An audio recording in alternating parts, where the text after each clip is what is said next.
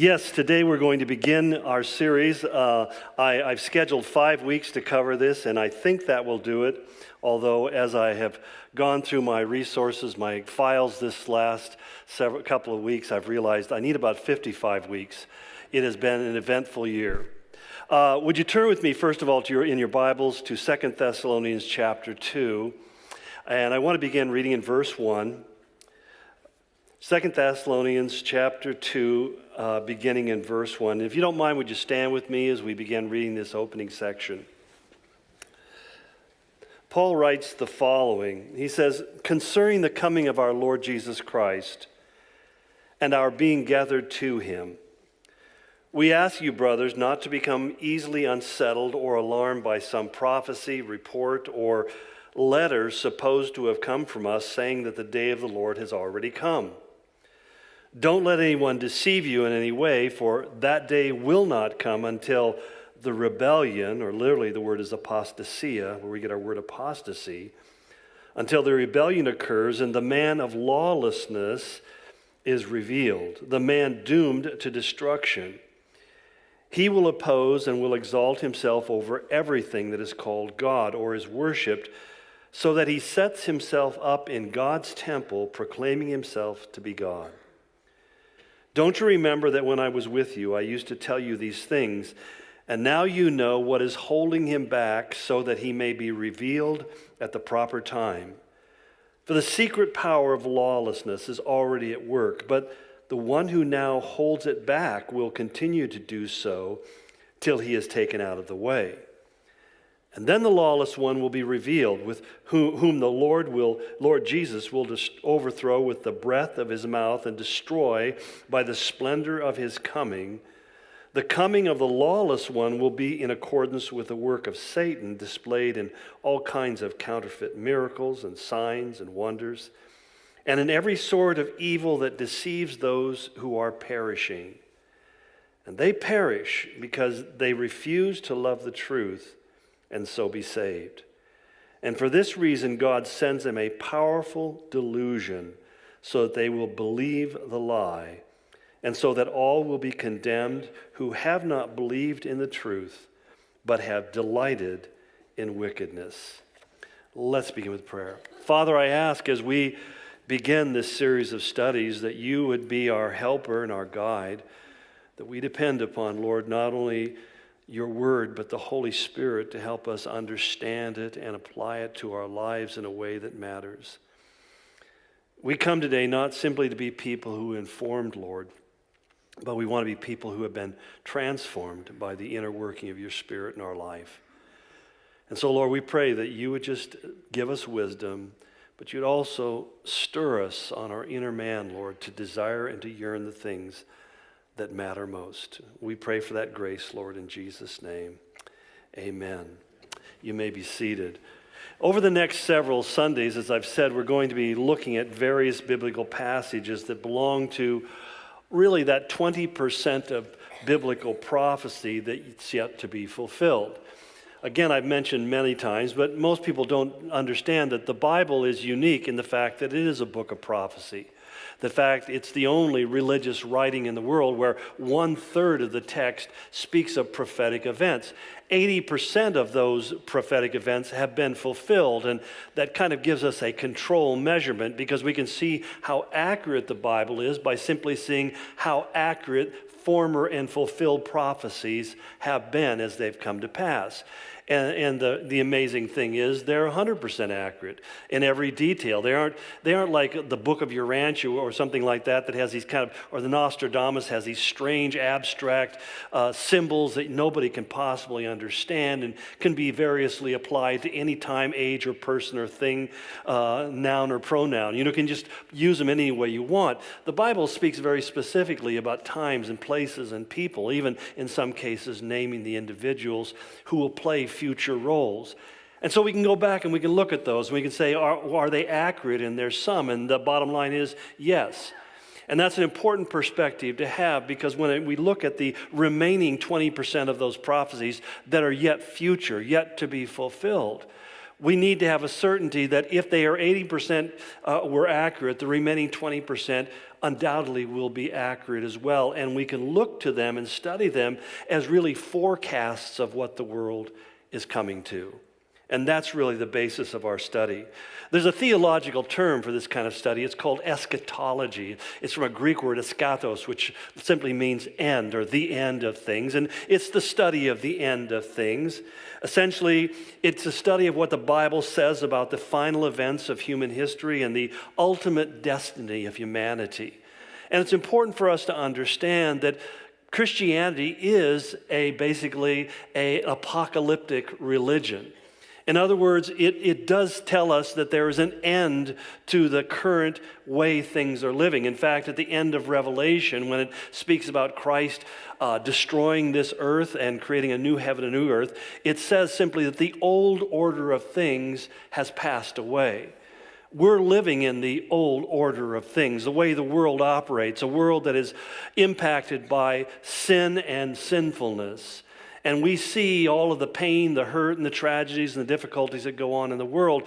But God's ultimate plan is to bring this order of things to an end and to create a new heaven and a new earth.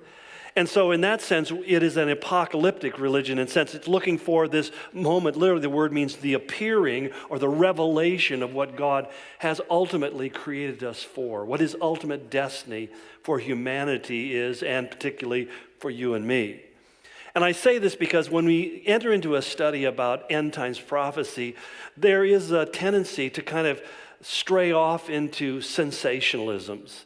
And we talk about things that may or may not mean anything. And there's a balance there because sometimes when we try to see how these prophecies are going to be fulfilled, we can enter into, I think, a legitimate degree of speculation, conversation, and discussion. But there also is people who simply kind of make a living off of sensationalizing these things. And we find ourselves getting so caught up in interpreting the signs and the symbols that we miss the bigger point. When Paul finished his letter, the last letter that he wrote to Timothy, 2 Timothy 4, one of the things he said was that he was enduring the things that he was going through because he knew that there was a reward awaiting for him. And he said that reward was for everyone who loves Christ's appearing. In other words, they live with an anticipation, yearning and looking forward to that day when Christ will rapture his church, where we will be finally redeemed and the battles of life in this world will be over. And what gets lost sometimes is we can become so intent in trying to understand and tell people and get excited about what the Bible says about the end times that we forget that the reason it's there is to get us excited about him coming and not just the end times. Or even the idea that then the evil people in the world will get their due. And that shouldn't be our motivation. Our motivation is to see that people who are walking in what the Bible would describe as evil or wickedness could be delivered and saved and could experience eternal life in Christ Jesus. So I want to make clear in that as we get into it, because as Peter warned, that these kinds of studies are, he said, for example, in 2 Peter 3:16, that they're things that can be hard to understand, which ill-informed or unstable people will distort. And that's why my objective in this series of studies is to give as accurate and honest and hopefully a humble as possible explanation. That I'm going to strive to present the scriptures as clearly and as literally as I possibly can, except in those cases where it's obvious that a metaphor or allegory is being used. While at the same time, I want to offer some suggestions on things, and they would be, in some cases, my speculations about what I think these events are showing us that they are evolving into and may find fulfillment even in our present time. And I want you to know, I clearly recognize that I have a very minute, small possibility of being wrong. No, I can get it wrong just like anybody else can. And I don't want people to be, predicating their life choices on these decisions. I've been through those kind of experiences where my pastor said, I predicated all my future decisions on Jesus coming back in 1981. I'm still here. And so I don't want to fall into that kind of a snare. But let me begin by saying this, that I believe that there has never been a time in human history, world history, where the literal, universal fulfillment of these scriptures dealing with the end times has been as possible as they are today. When Daniel said that in the end times that knowledge would increase and that men would be going to and fro across the face of the earth, we have understood what that meant based upon whatever age and generation we're in. But we never understood, as the text seems to indicate, an exponential explosion of knowledge, not only of what the scriptures say, but in general understanding of the world. That things today are moving at a pace. We've moved into a time of technological growth that I know that all of you are aware of. But it has brought into the fore the possibility of the three things that I think, that I try to segregate all of these things into, of one world government, of one world economy, and one world religion.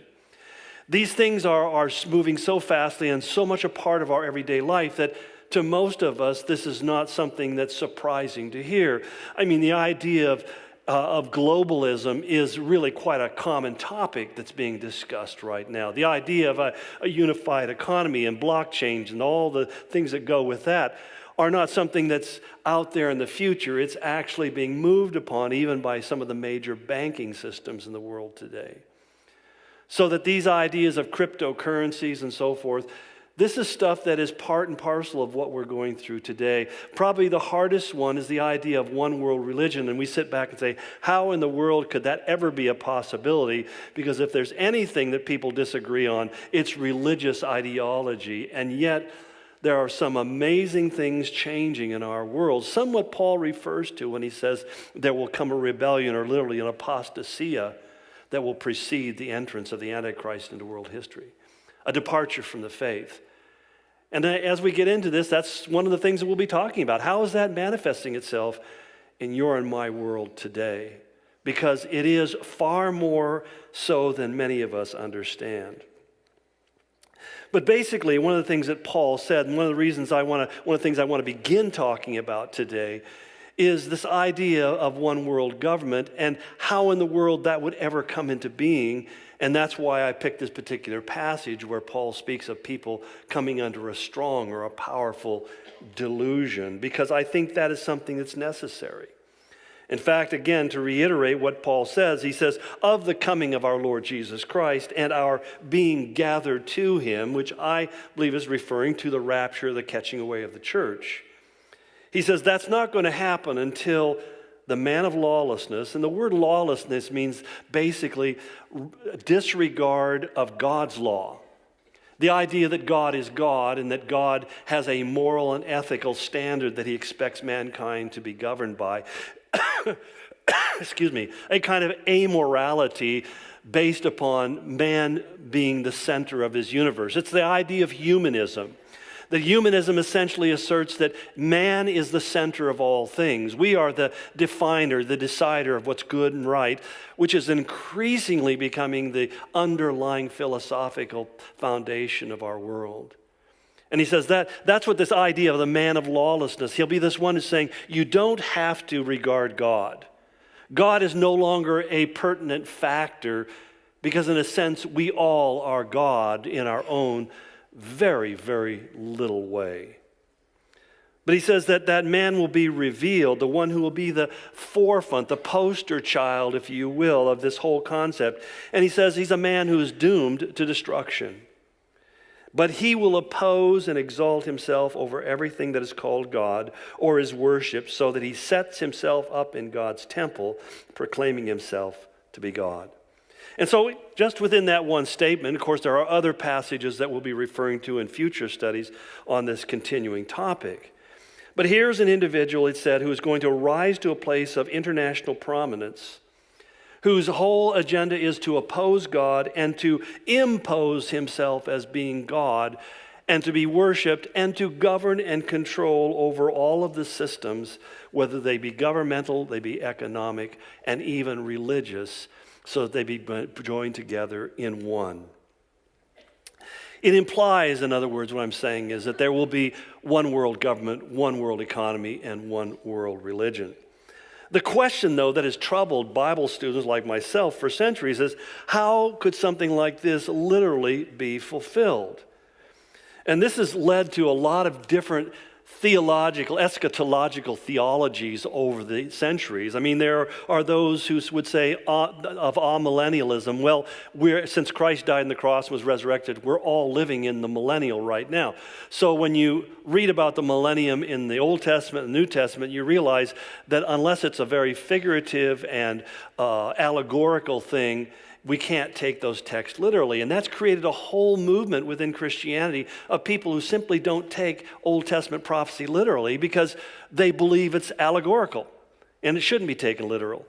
And I understand how they came to that conclusion, because you look at people 2,000 years ago or even 1,000 years ago, and they're looking at their world and saying, how could these things literally happen? Therefore, they must be figurative. Augustine was a great mover in this idea that basically God wants to establish his millennial kingdom on the earth right here and right now.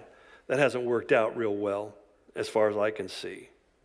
But then there's people who are the preterists who will say, well, it's all really not speaking of the future. It's basically coded messages about things that happened in the past. Or you have the post-millennialists and other groups, so that you get these various interpretations that basically say we shouldn't take these things literally. We should take them as allegorical. But the problem is that anybody's idea of how to allegorically interpret it becomes as valid as somebody else's, because there's no measuring line. And as a result, many people despair of studying biblical prophecy because they say, well, basically, you can never understand it. Which is really how I feel like my approach is going to be different. Because I take it, not allegorically, I take it as literally as I possibly can. That even though I may not be able to say exactly how something is going to be fulfilled, there are so many things that are coming to pass, as I said before, that are so close to what the Bible describes that I'm kind of stunned by what I'm reading in the world around me. So that one thing that we all can agree on is that from the beginning of biblical history, you go back to Genesis chapter 11, following the flood. If we begin with Nimrod and the building of the Tower of Babel, there has been a long list of maniacal megalomaniacs who have tried and failed to create a global empire centered on worship of themselves. So that even up to in most recent history, whether we're talking about people like Genghis Khan or Adolf Hitler, it really is really easy to see how that there has been this passion and this drive to own and control and to rule over the entirety of the world. And in some ways, even jihadist Islam is focused upon that idea of conquering and controlling the world with one caliph who will rule over everything. And I would suggest to you that that is an antichrist spirit and not just simply a different religious point of view.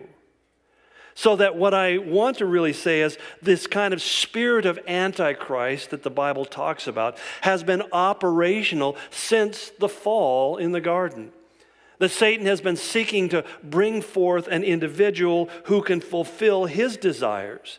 So that undoubtedly, whether we're talking about Hitler or Genghis Khan or Attila the Hun or whoever you want to point out through human history, they've all been basically inspired by Satan.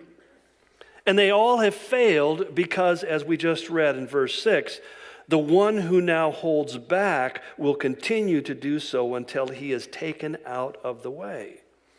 Now, the phrase holds back is actually one word in the original. It means the restrainer, the one who hinders. And in other words, he keeps something from being able to progress. So that what he's telling us is, from earliest times, Satan has been trying to bring to pass his plan of establishing his dominion and his rule through his demonically possessed leader to control humanity and set up one world kingdom, one world government under satanic power and a control. That's the agenda. That's Satan's desire. That's really what he's working towards. And I would suggest to you that it's not just something that we see happening in our present time, but it's been underway since the beginning of time. So that when the enemy comes to Jesus in Matthew 4 and he tempts him in the wilderness, what does he say to him in the final temptation? worship me and I will give you all the kingdoms of the world. You see, that's Satan's agenda, to find that man who would worship him, to whom he could entrust all the kingdoms of the world, and he could rule over the world through man and basically usurp the position of God. But the question is who is this one who restrains, who holds back? And it's important because we read the word one and we think of a singular individual. The term is actually a plural in the Greek. And it doesn't refer it's certainly not referring to God, because God is not going to be taken out of the way.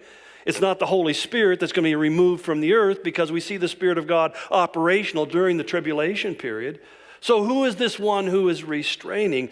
It's not an individual as we might think, but rather I think it's a reference to the church. I think it's speaking about the rapture and the catching away of the church. Because you see, the church, we are salt and light in the world. Salt and light are exposing, and salt has a way of hindering and limiting the growth of evil. That our role is to essentially be a moral authority in the world. That's why sometimes when we as Christians get overly involved in political issues, that we lose sight of the fact that our ultimate role isn't to be on the winning side or controlling the organs of government, but to be those who speak up for what is morally right and ethically pure. And regardless of what kind of label that happens to appear in, that we be people who stand for the truth and for righteousness, and not simply for winning the next election. We're to be salt and light in our world. One of the things that Jesus additionally said, he said, the gates of hell will never prevail against his church. And what we see, the word gates there refers to the powers of Satan. His greatest powers and forces will not prevail against the church. That we hear sometimes about how the church is being threatened and it's being weakened and it's going to be destroyed and wiped out. And historically, that threat has been there repeatedly. We've never even come close to seeing the church stomped out. As someone once said, it's like stomping out a fire. All you do is spread the embers all over the place, leading to a greater fire than the one that you sought to extinguish. And that's reality. As Christianity begins to wane in the Western world, it is exploding in the rest of the world. That South America and Asia are growing by leaps and bounds, even places like India, where I've been many times. When I first started going over there, they said maybe 1%, maybe 0.5% of the population were Christians. Today, it's estimated as many as 15% of those billion people are followers of Jesus Christ. Christianity is exploding in India. It's exploding in China, where when the missionaries were driven out 50 years ago, there were only 3 million Christians amongst 1 billion people. Today, the estimates is someplace between 300 and 400 million who are followers of Christ in China today. So as we look at these things and realize that the church has never been threatened with extinction, it has always flourished, that I'm convinced that what Jesus is telling us is that the one who is going to be taken away is the church, the body of Christ. That we're going to be raptured before these events take place. And I know that differs from other people's point of view. For some reason, they just really want to go through the Great Tribulation. And hey, I would think everybody would agree with me. I really hope you're wrong. I've read the book. I really don't want to go through that. But there's a lot of different passages and reasons. We won't spend a time going into that today. But I believe as long as the true church is in the world, that the Antichrist literally is being restrained, is unable to carry out his plan of world domination, which is one of the reasons why I think he says there will come a great apostasy, and following that great apostasy, the Antichrist can rise up and begin to assert himself. And we'll get into that in a future message on what that really looks like, at least from my perspective. What will change all of that, again, is the rapture of the church. And it's very referred to as here in Thessalonians as being taken out of the way. Paul talks about it being caught up or being snatched away. And he wrote to the Corinthians and said it's something that's going to happen in a flash, in the twinkling of an eye. Literally, at the time it takes light to flash off the lens of your eye is how fast God is going to catch away his church and we're going to be gone. And I believe that event, the rapture of the church, is going to be the thing that marks the beginning of the tribulation. because the church as a restraining force will no longer be there. And the enemy will be able to then carry out his plans as he has wanted to from the beginning. The question I think that you have to really wrestle is, are you part of that remnant that are going to be snatched away? Only in the end, only you and God know. Only you know whether he has written his name on your forehead and you're one of his chosen ones. Because we all know that there's a lot of people who we would call nominally Christians. There are people who may even be convinced of the truth but never have really been converted to it. And that's why it says that we need to make our salvation sure. We need to be sure that we really know, and that when he comes, we're ready to go to him. And I often put it to people by saying, if Jesus were to come today, would it ruin the rest of your weekend? Would you be mad because you couldn't watch the Seahawks this afternoon, Which, in my case, I really hope he comes before that game. Anyway, but the whole, you know what I'm saying, don't you?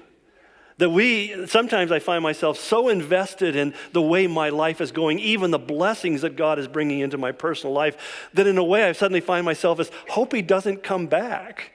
I would often say it jokingly, but it's not completely joking. I remember my wife and I, when we were engaged, and she said, I have to admit to you that I'm kind of hoping we can get married before the Lord comes back, because I really want to get married. And then we got married, and she said, Jesus, come quickly.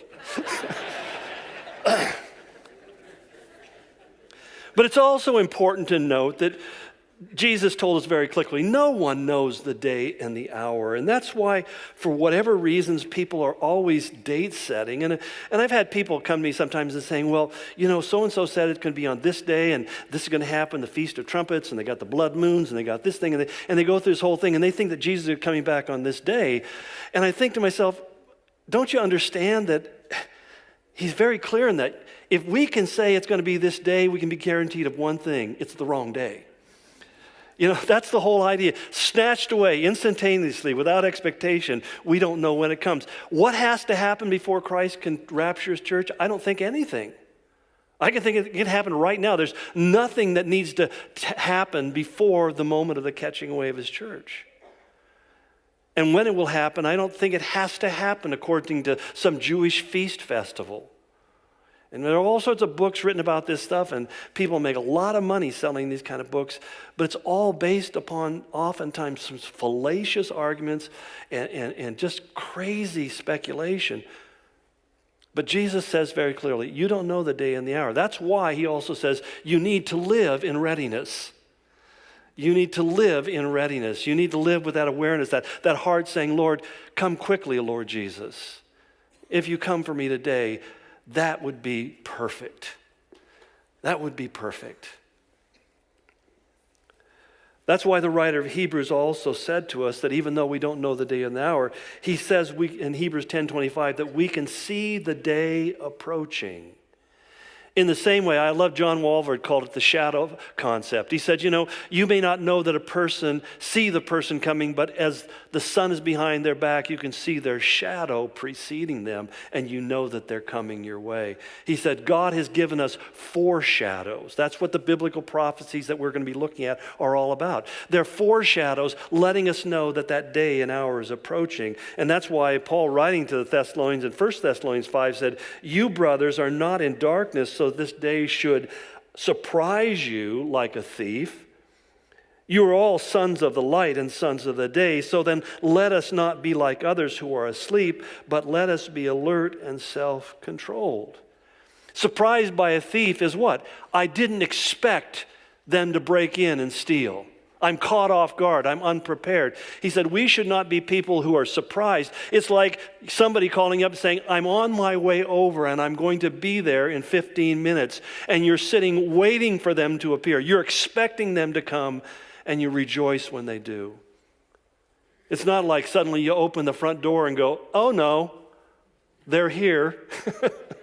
Or you look out the window and say, pretend like we're not home. I'm sorry to get into your family issues. But the bottom line is we may not know the day of the hour, but Jesus said to his own generation, you can tell the weather, you can forecast it by seeing what's going on in the sky. Why can't you understand the times that you're living in right now? that God is giving you these foreshadows to prepare you. And it's my belief that we're seeing a lot of foreshadows. Now, I believed that 40 years ago. But I'm saying today that the shadows are getting bigger and longer and darker as we move ahead. And I'm not saying that Christ is going to come necessarily even in my lifetime, although I would be surprised if he didn't. But then again, I don't know how long my lifetime is going to last. This may be my last day. So either way, I meet the Lord one way or another. But the bottom line is, I think we're seeing such incredible things going on in the world that it's hard for me not to see it all around us. Again, in terms of the bigger picture that I try to paint, the establishment of one world government, one world economy, and one world religion, as I said before, up until this present time, the idea of this universally and literally being fulfilled seemed impossible, and that led a lot of people to symbolic interpretations. But today, as I said again and again, these things are very much in play. And you find it really being part of the conversation, not only from lightweights like a John Lennon who asked us to imagine a world where there was no heaven, no religion, no countries, no possessions, and the world would all live as one.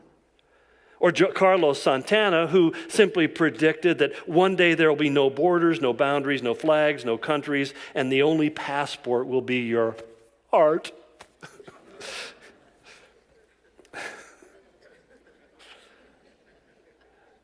Wow. That we're coming to the dawning of the age of Aquarius, and that suddenly humanity is going to experience its unity as we all fall in love with each other and don't realize that our feet still stink.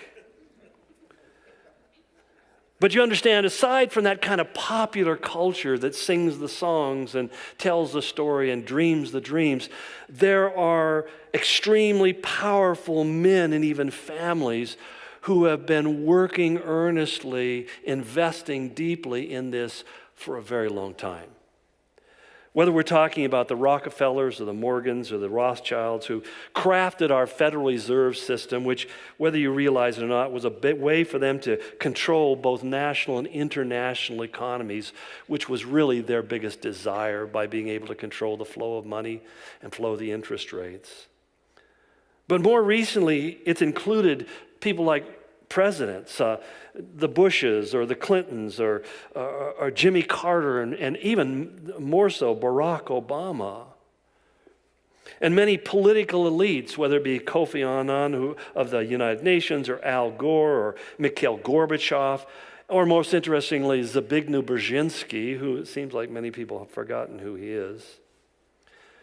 But Zbigniew was a counselor to Lyndon Johnson. He was a national security advisor to Jimmy Carter, and he was the co-founder with David Rockefeller of the Trilateral Commission. And we'll be talking in further studies about why those kind of organizations are significant. But you see, he was a very powerful intellectual influence upon the idea of a globalistic movement, not just in our own country, but internationally. And he famously said, the nation state, the idea that America is its own independent nation with its own borders and so forth, the nation state has ceased to be the principal creative force. International banks and multinational corporations are acting and planning in terms that are far in advance of the political concepts of the nation states. In short, what he was simply saying is the idea of individual nations separated by borders and currencies and so forth is done. It's just really a matter of, folding the tent. We're far past that. As Edith Kermit Roosevelt, who was the granddaughter of Teddy Roosevelt, explained, he says, these men have no national loyalties. Their ideology, if you will, she says, quote, one world socialist state governed by experts like themselves.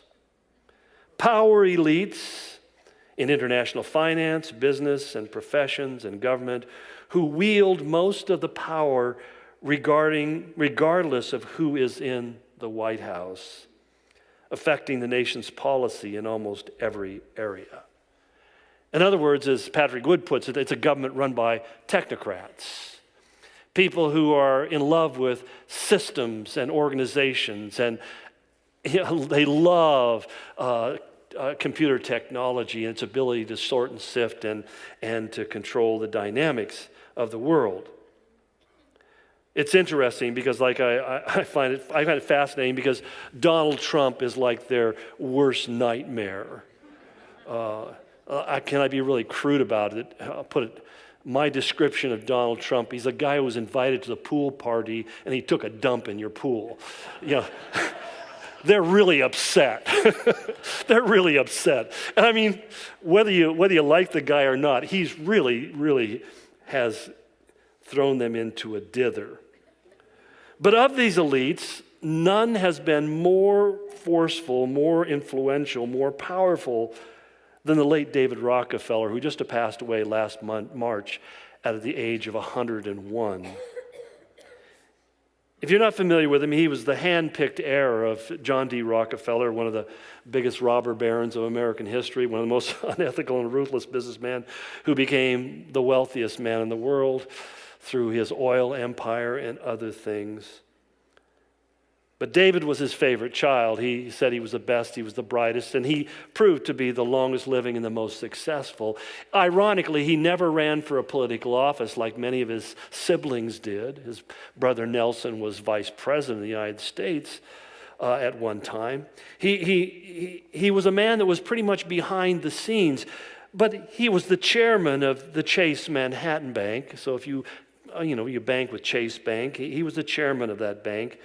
But more than that, he became the founding member of organizations like the Council of Foreign Relations, which we'll talk about, but was not an American-based council. It was basically powerful people who were working for international global unity.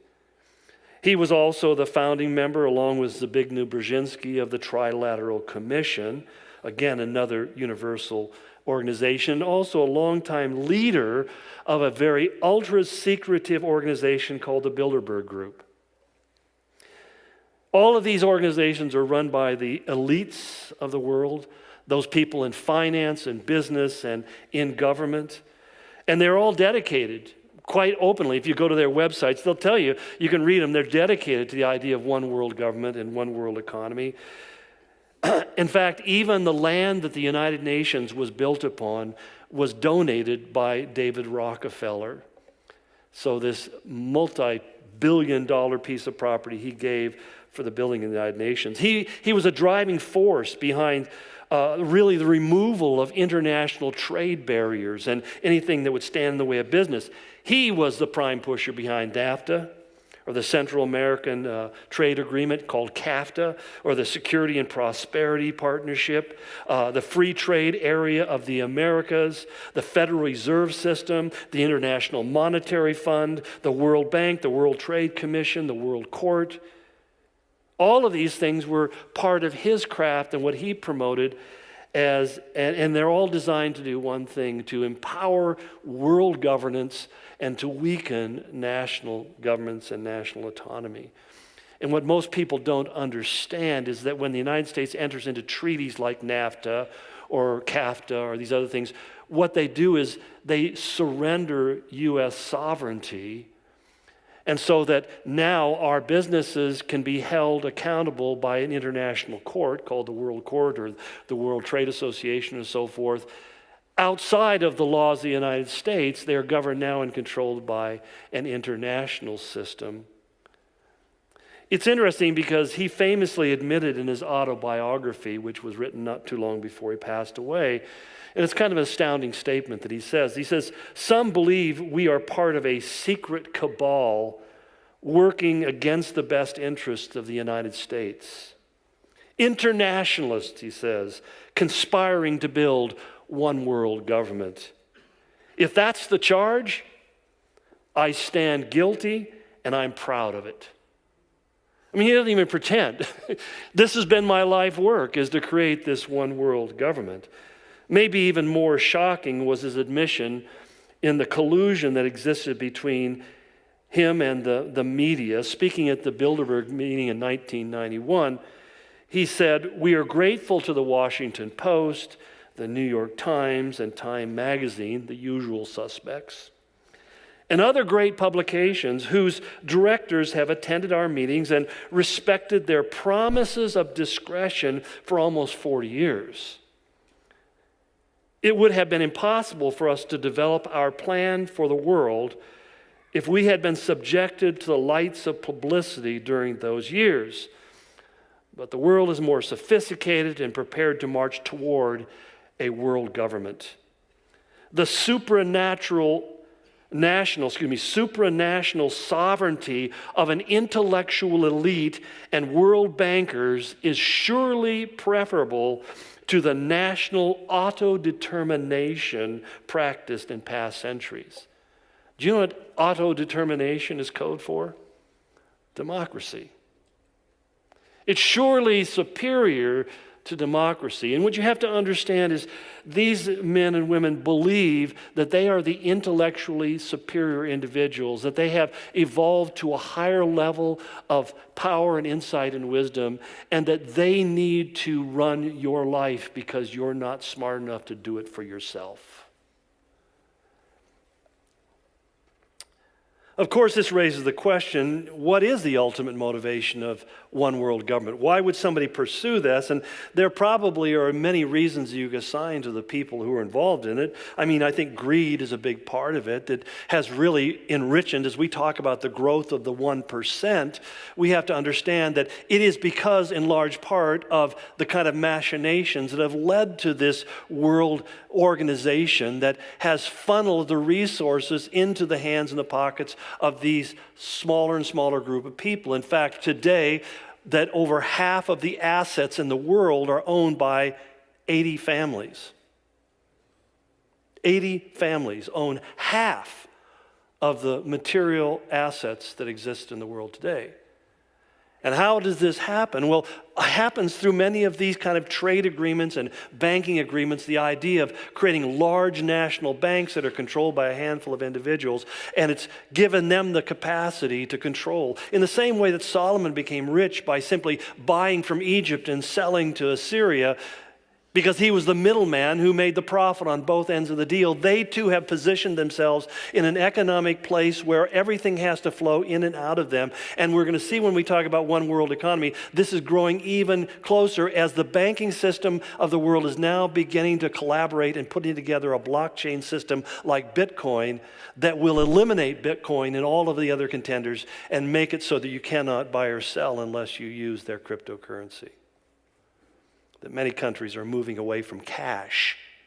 Even Israel is planning within the next year to eliminate cash currency and go to cryptocurrency.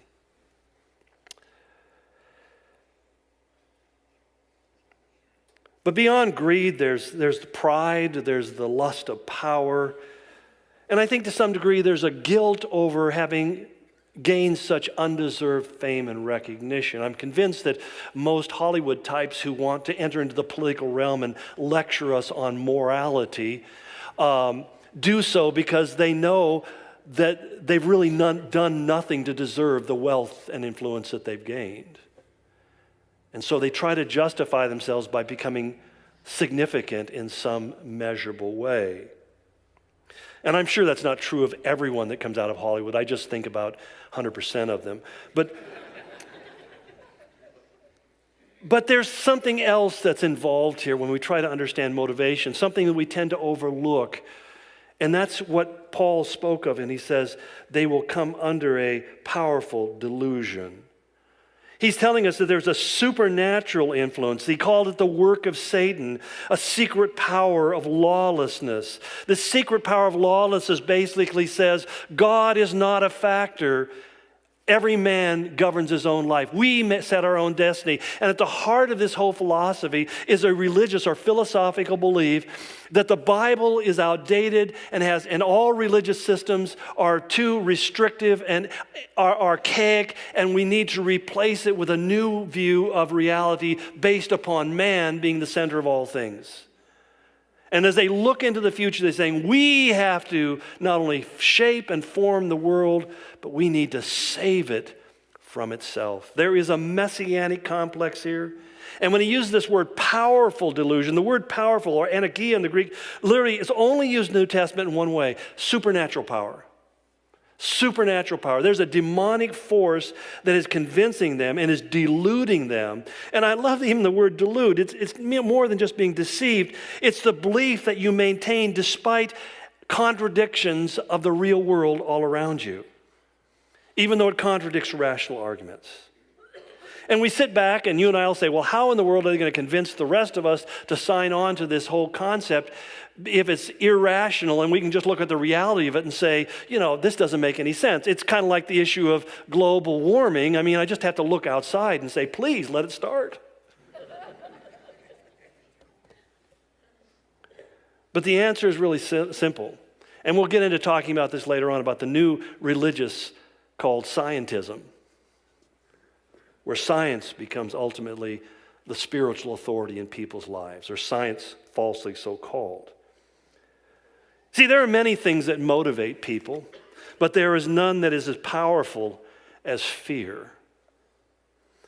And nothing generates fear more than an overwhelming idea of a life-threatening crisis, even if that crisis isn't even real. But if you can create a crisis and get people to believe there's a crisis, you can get them to move quickly. In fact, I love the words of Rahm Emanuel back when the economy collapsed in 2008, when he said, you never want to waste a serious crisis, an opportunity to do things that you think you couldn't do before.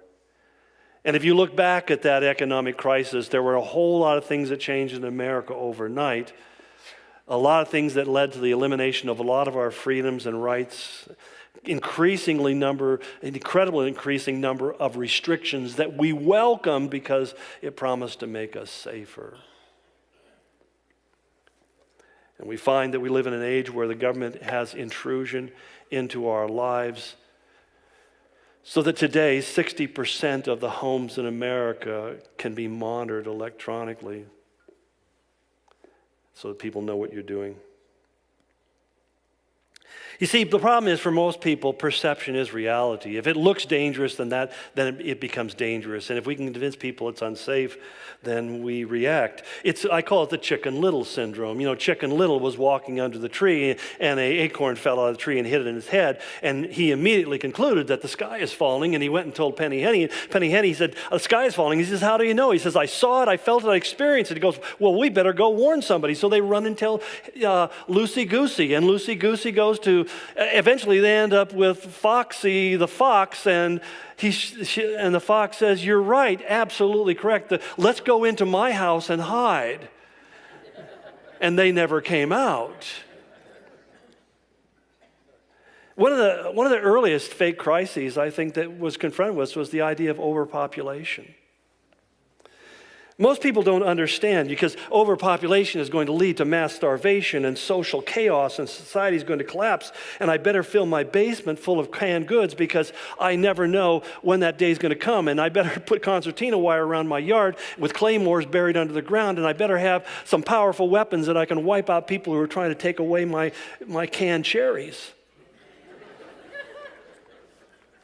But the idea of overpopulation as an international crisis first came into vogue in 1798 when a cleric by the name of Thomas Robert Malthus wrote an essay called The Essay on the Principle of Population. And what he did is he forecasted that within 20 years of that date, England was going to face mass starvation because the population was going to exceed the ability of England to produce enough food to feed its people.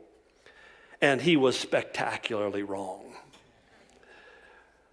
But his work inspired men like Charles Darwin to predicate the idea of the survival of the fittest, and the idea that you resolve the crisis by letting the cream rise to the surface, which in turn gave birth to ideas like basically racial superiority, because we had to decide which group of people needs to be favored over other groups of people, allowed to survive and prosper at the expense of others, which should serve and which should rule.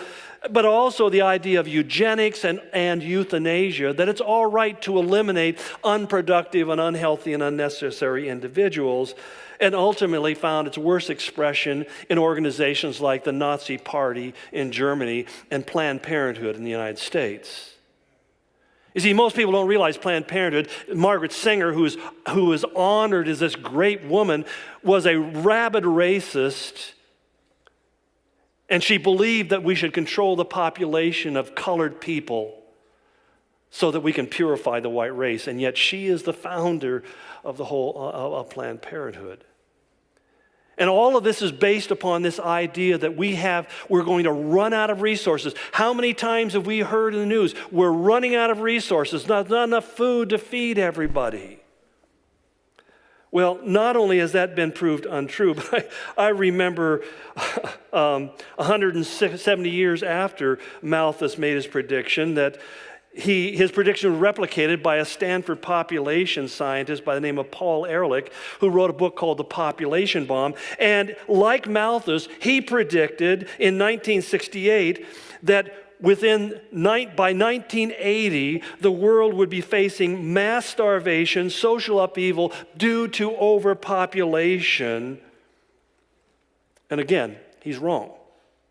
He is still one of the advisors to the United Nations on population control and speaks all over the world on the dangers of overpopulation. Yet ironically, when the UN in 2004 said the population of developing countries will soar unless donors give more funds to reproductive health programs, which translates into birth control and abortion,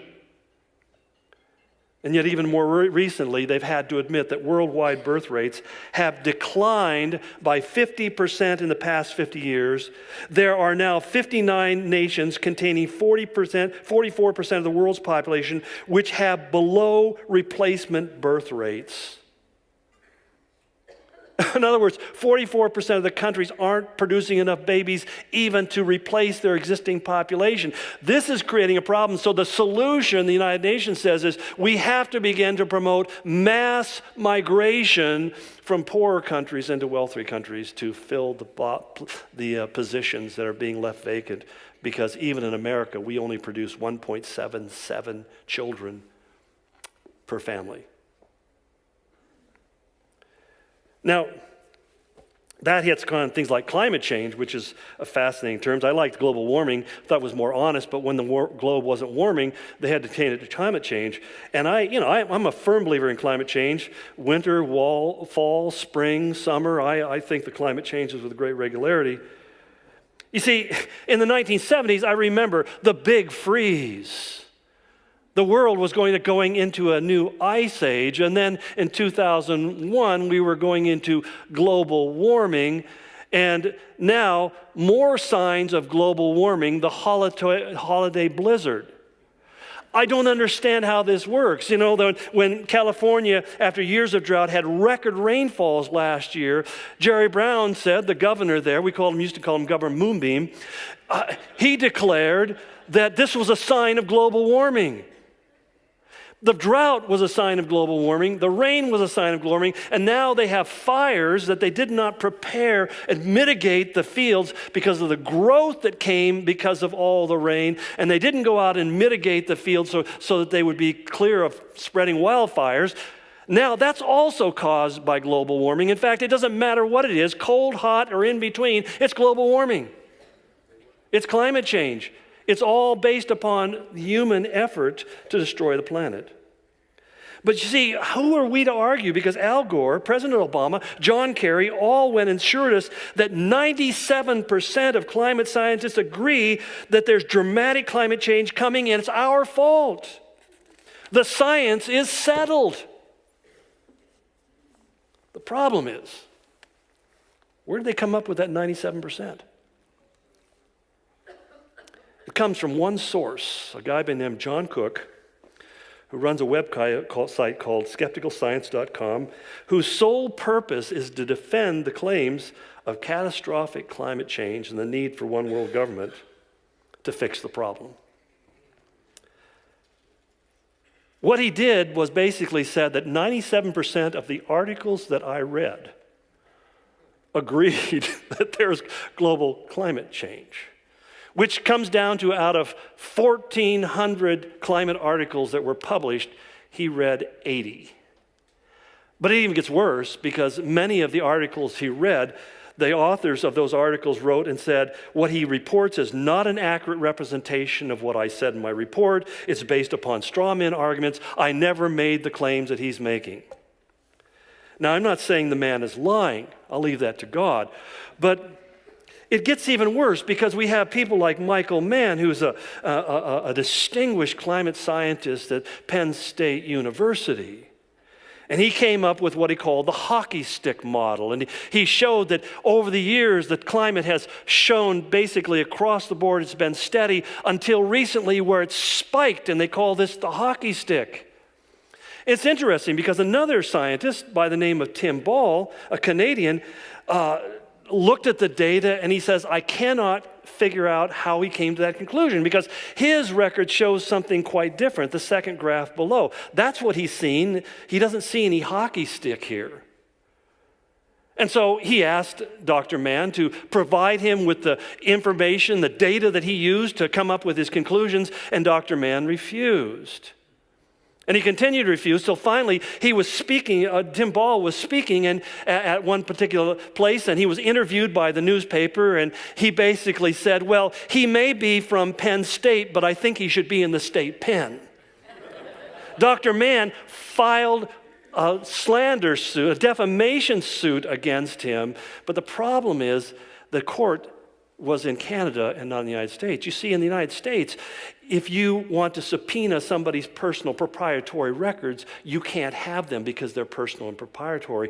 But in Canada, you have to provide them. And so they had the trial in Canada, and the Canadian judge says, the defendant wants you to provide the resources, the data that you use to come up with your conclusions. And even after being held in contempt of court, Dr. Mann refused to do it, and to this day continues to refuse to provide it, and eventually dropped the suit. Why? Because he's the only one in the world who has come up with a hockey stick. Now, what his motivation for doing that, I don't know. But even NASA recently released a report. They said that a quarter to half the Earth's vegetated lands has shown significant greening over the last 35 years, largely due to rising level of atmospheric carbon dioxide. What do plants need to grow? CO2. The Earth is becoming greener and more lush. Well, the polar caps are melting. Good. The poor polar bears, I know. There were 6,000 polar bears in the world in 1980. There are 25,000 of them today, and I can tell you a lot of Eskimos aren't happy about that. Anyway, what I'm saying is that scientism is used as a way of saying, don't argue, don't question, just conform to what we're telling you because we're wiser than you are. Even the California fires, which I find so interesting, the California fires this year have produced more CO2 than all of the automobiles in the United States for the next 100 years. One volcano will do the same thing. In fact, we know that not too far in ancient history, you can tell from the core samples from the Arctic that the levels of CO2 in the United States were 400 times higher than they are today in the world, when the world used to be green and lush. The Garden of Eden was saturated with CO2. It was terrible. Well, I could go on to talking about terrorism and the threats and how that's been used to justify literally a technological takeover of our lives, but I'm way out of time. Not that you mind. But I want to begin by saying we have to realize that the real motivation behind the globalist efforts is not only those personally driven by the individuals who are part of it, and they stand to gain from it. They stand to gain. They become really like kings over the rest of us, and we're reduced into a life of pauperhood and submission. that's expressed itself even in our own community in ways that most people don't even recognize. It drives agendas even in your city councils and county commissioners and the decisions they make, state government laws that restrict this and restrict that. You see, the only power of a bureaucrat is to say no. There's no power in saying yes, and so they create more and more laws to tell you no, no, no, no. And the end of the day, it's to remove from you the freedom to make your own choices.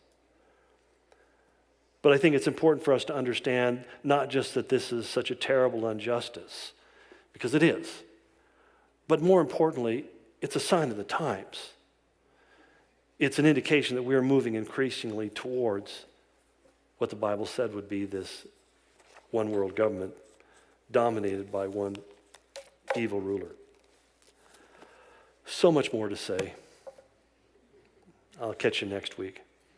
Father God, I pray that you would help us to process this information in a way that would be helpful for us. Not so that we could necessarily become politically active and motivated, although that may be what some people will feel they're called to do. But God, to understand that you said that these things are going to happen. And that the most important thing we need to do is to prepare our hearts and to never forget that you did not create us for time, you created us for eternity. That our destiny is not ultimately here upon the earth, it's in heaven above. And that God, that you said that the end times will be terrible times. And so Lord, help us not to simply on one hand resign ourselves to the way things are, but on the other hand, that we would fight the good fight of faith, but we would fight it with wisdom. And we would fight it with calm, and we'd walk in the Spirit and not in the flesh. That we wouldn't scrabble to keep our peace of this life, Lord, but we would be willing to spend ourselves for the eternal souls of others. Help us, Lord, to live distinctly, we pray in Jesus' name. Amen.